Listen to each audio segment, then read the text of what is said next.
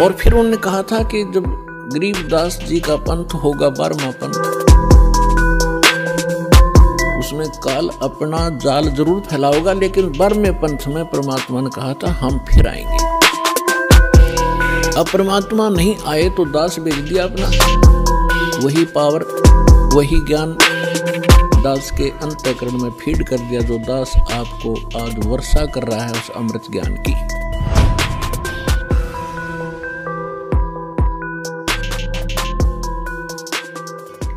और वो वेदों में परमात्मा का एक गुण लिखा है कि वो सतलोक में रहते हैं, मनुष्य दृश्य हैं, वहाँ एक सिंहासन पर विराजमान है, तकत पर। तकत मीन सिंहासन। जैसे हम इतिहास में पढ़ा करते थे कि दिल्ली के तकत पर अकबर 12 वर्ष की आयु में ही तकत पर विराजमान हो गए। तकत माने सिंहासन यानी राजगद्दी। तो वहाँ परमात्मा तकत पर विराजमान है, सिंहासन पर विराजमान है, मनुष्य दृश्य अपने ही उनिहार है, अपना सृजनहार। महापुरुषों ने जिनको भगवान मिले हैं, जो जिन महापुरुषों के रह कर दास नाम गिनाता है, उनके शुभ नाम आपको सुनाता है। फिर सुना देता हूँ क्योंकि महापुरुषों के नाम लेने से पुण्य लगते हैं।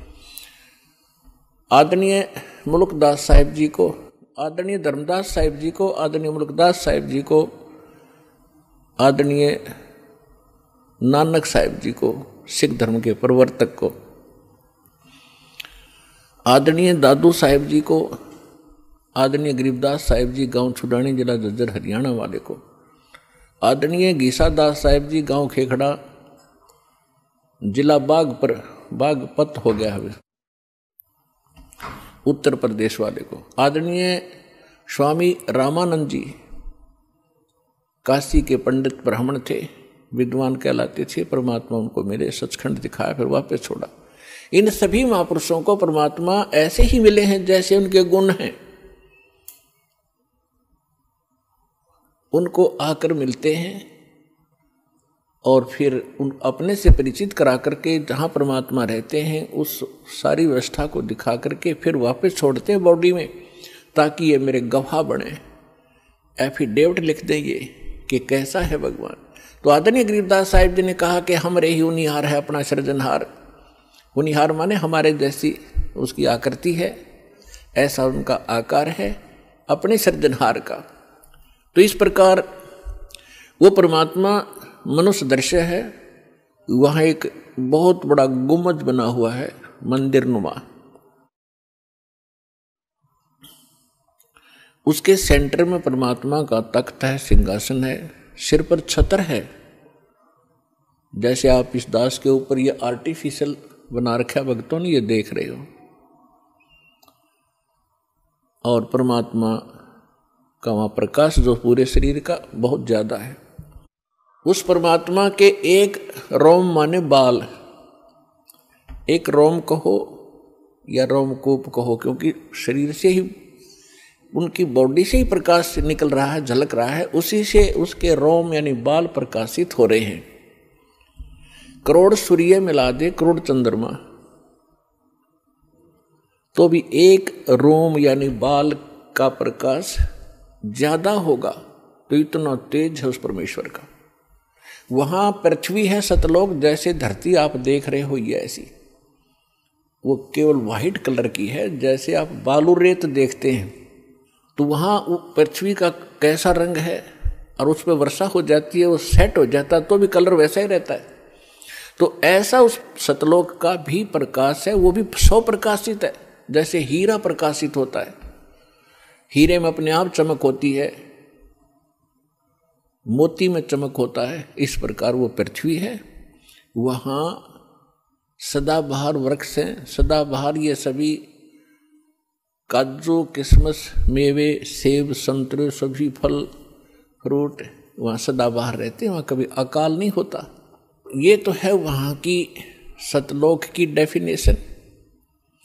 और परमात्मा कैसे हैं ये आपको दास बता ही रहा है कि मनुष्य दृश्य है और वहाँ सृष्टि है ऐसी ही। ये तो डुप्लीकेट है, जो यहाँ बनाए गए हैं ये मिट्टी के शरीर, ये तो उसकी तुलना में एक खिलौने और मिट्टी से बने हुए हैं। और वहाँ का जो शरीर आपका स्वर्ण का हो, जो कभी विनाश में नहीं आता। इस प्रकार वहाँ सृष्टि है। वहाँ आपके पूर्व के सभी महल ज्यों के त्यों हैं। प्रत्येक व्यक्ति की एक विशेष टेंडेंसी है, एक वृत्ति है, जरा सा कोई अच्छी पोस्ट बन जाती है, उसको प्राप्त हो जाती है, या कोई धन चोखा मिल जाता है, बढ़िया कोठी बनाऊं, बहुत लंबी चौड़ी, ऊपर नीचे, और आगे पार्क हो, पार्क में फिर आगे बगीचा हो, एक साइड में तालाब हो, झूले डाल रखे हों, और फुहारे बनाता है आर्टिफिशियल के, कभी कभी फुहार भी डालूं, तो ये बनावटी है। अच्छा, यहाँ तो एक और समस्या है, ये सारा कुछ किसी ने बना भी लिया तो 36 टेंशन साथ लिए रहता वो, उस घूम रहा है बगीचे में और टेंशन है कहीं और, ये बिगड़ गया काम, वो बिगड़ गया काम, ऐसे ना हुआ वैसे हो जाएगा। तो उसने वहाँ एक डुप्लीकेट बना भी लिया तो भी उसका सुख प्राप्त नहीं है उसको, व्यक्ति को। और सतलोक के अंदर ऐसे ही बहुत लंबे चौड़े प्रत्येक प्राणी के अलग अलग महल हैं। वहाँ आपका परिवार होगा। आपको कितने अच्छे लगते हैं अपने माता पिता, भाई बहन, अंकल चाचे ताऊ और बच्चे, रिलेटिव। और यहाँ ठीक है, अच्छे तो लगेंगे क्योंकि अच्छे हैं, और कल मृत्यु हो जा, टक्कर मारते रहो, कभी भी जीवन में आप उनको नहीं देख सकते फिर। तो ये अच्छा लगते हुए भी व्यर्थ है। और वहाँ जाओगे आपके सारे सुख होंगे, वहाँ कभी मृत्यु नहीं होगी। कोई व्यक्ति नहीं चाहता मैं वृद्ध हूँ, वृद्ध अवस्था प्राप्त हूँ, बूढ़ा हूँ, और बूढ़े हो गए। कोई नहीं चाहता मैं मरूं, और मृत्यु डेफिनेट। तो ऐसी धारणा क्यों आपकी? क्योंकि आप पहले ऐसे लोक में रहते थे जहां ना वृद्ध अवस्था है और मृत्यु नहीं है। वहां ये 5 तत्वों का बना हुआ पुतला नहीं है। इसमें कभी बीपी हाई है, कभी लो है, कभी राग खींच रहा है, कभी द्वेष। राग द्वेष वहां होता है जहां समानता नहीं होती, और वहां समानता है। एक परमात्मा को छोड़कर सबके एक जैसे बॉडी हैं, एक जैसा सबके महल हैं, एक जैसा खान पान है, कोई उसमें अंतर नहीं और कोई अभाव नहीं किसी वस्तु का।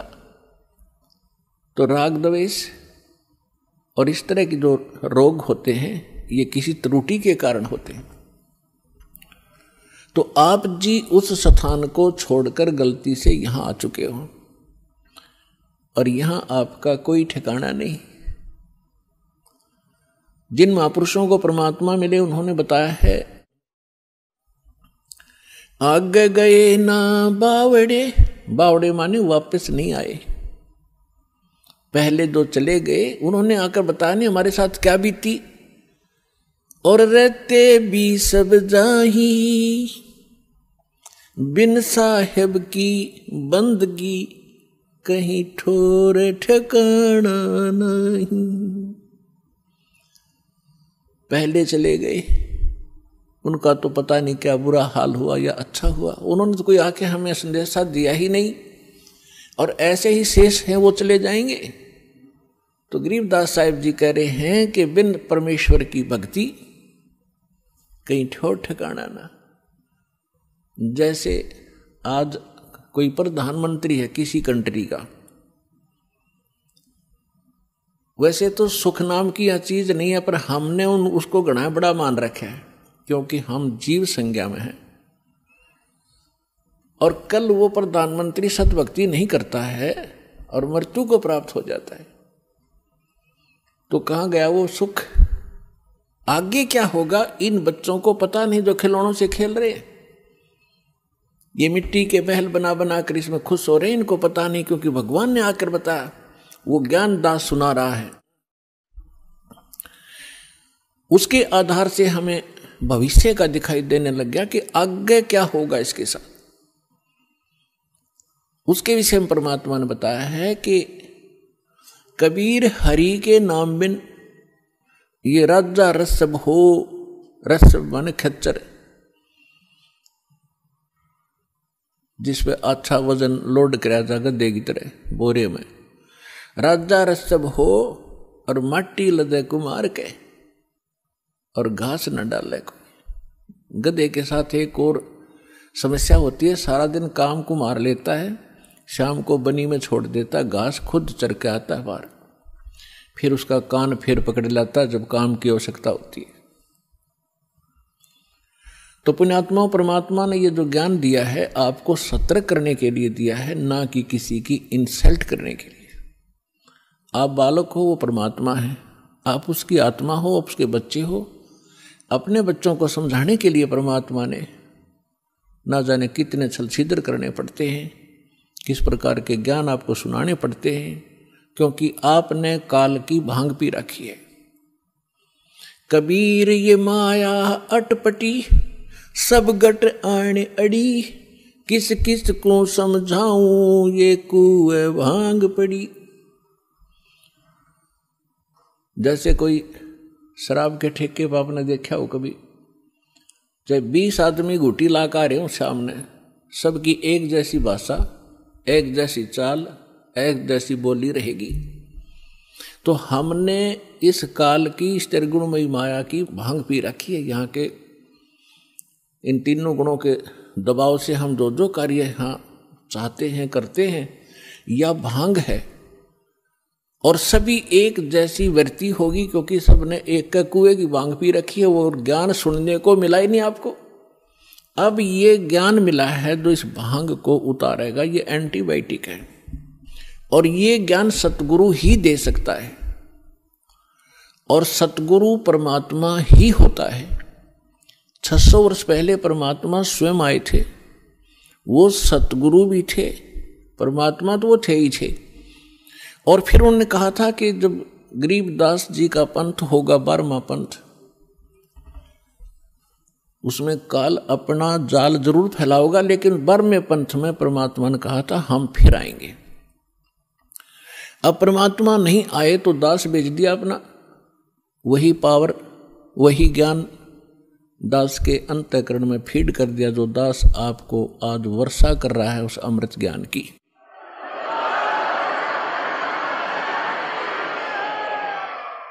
तो इस विश्व में वर्तमान में इस दास के अतिरिक्त कोई सतगुरु नहीं है, और सतलोक आश्रम बरवाला जिला हिसार के अतिरिक्त कहीं सत्संग नहीं है। ये चाहे अनजान व्यक्ति प्रथम बार सुनाइए सोचे रामपाल अभिमान करे, रामपाल को अभिमान तो आसपास नहीं है, लेकिन ये सच्चा ज्ञान जरूर है, और यह सत्य है जो दास एक एक शब्द बोल रहा है। ये कुछ दिन के बाद आपके सारी अच्छी लगेंगी, सुहा जाएंगी, आपको स्वीकार्य भी होंगी। जब ये आपकी भांग उतर जाएगी काल की, अज्ञान आपका हट जाएगा।